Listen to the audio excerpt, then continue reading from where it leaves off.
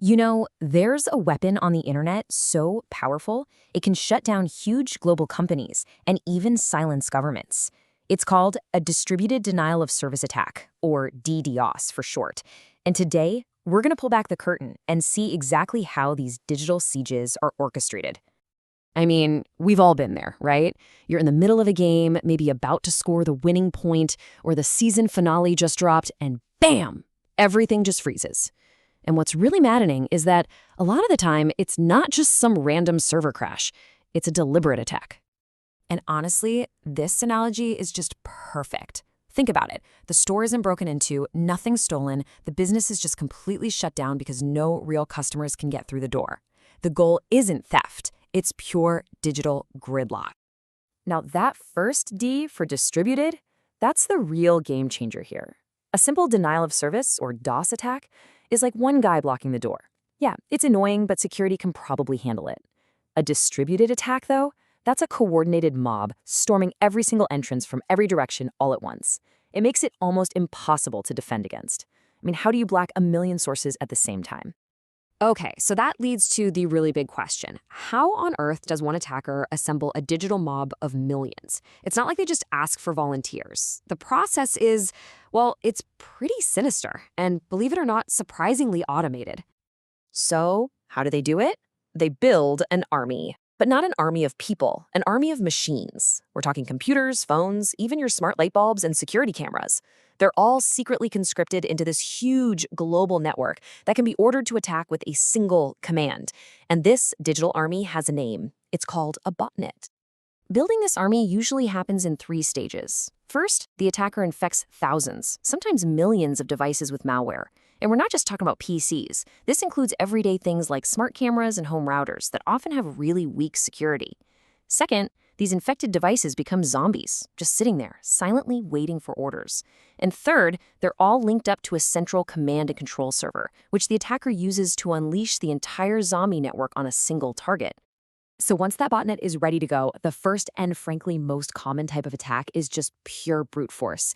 It's called a volumetric attack, and it's basically like pointing a million fire hoses at a single garden hose. The goal is super simple. Send so much junk data, these simple, meaningless packets, that the target's internet connection is completely overwhelmed. No legitimate traffic can get through it all. Then you have protocol attacks, which are a whole lot cleverer. Instead of just raw power, they actually exploit the basic rules of internet communication. So think of it like this. To connect, 2 computers do a little digital handshake. One says hello, the other says hello back, and the first one says, great, let's talk. Well, a protocol attack sends millions of hellos, but then it just never replies to the hello back.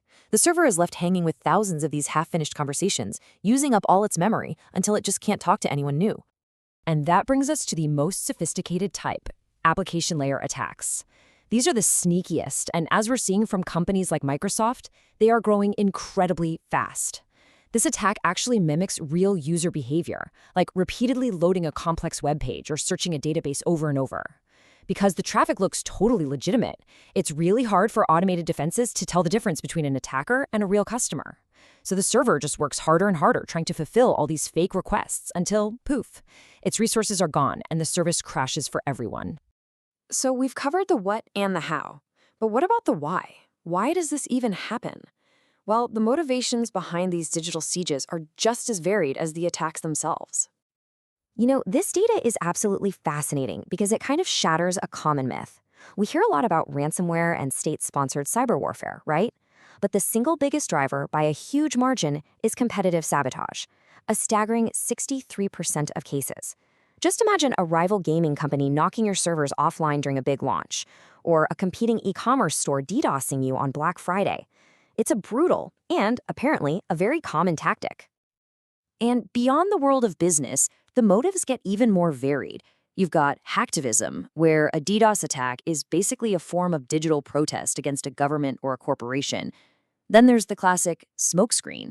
You launch a really loud, noisy DDoS attack to distract all the security teams, while the real goal is to quietly steal data in the background. And of course, in the world of online gaming, sometimes it's as simple as pure revenge from a salty player who just lost a match.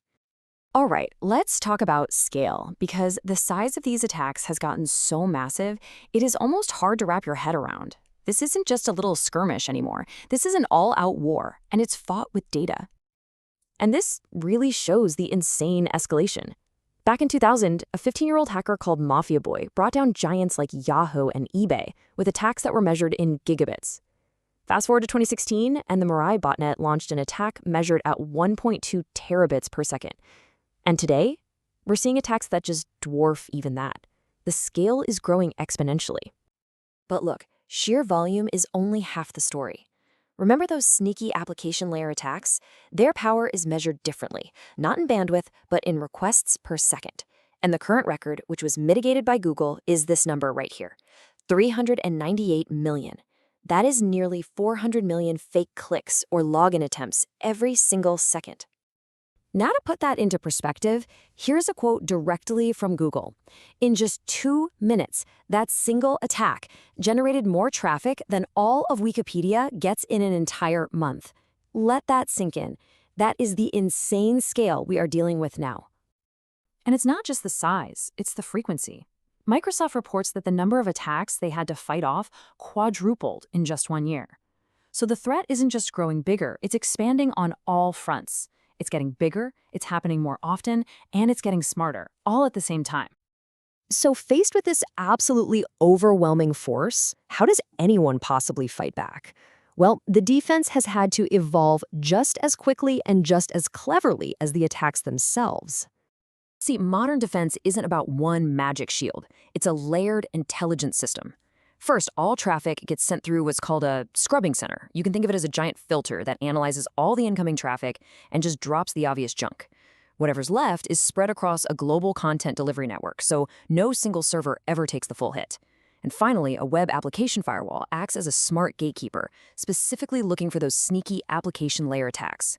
It's this multi-stage defense designed to absorb, distribute, and block the attack at every single level. But here is the critical takeaway in all of this. There is no permanent solution. Defense isn't a wall you just build once and you're done. It is a continuous, escalating arms race. For every new shield the defenders create, attackers are already busy designing a new weapon to break right through it. And that arms race, it's about to get a whole lot faster. We are now entering an era of AI-powered attacks. Attacks that can learn, adapt, and literally change their tactics in the middle of a fight. As this new generation of intelligent attacks comes online, the biggest question of all is going to be, will our automated intelligent defenses be able to evolve fast enough to keep up?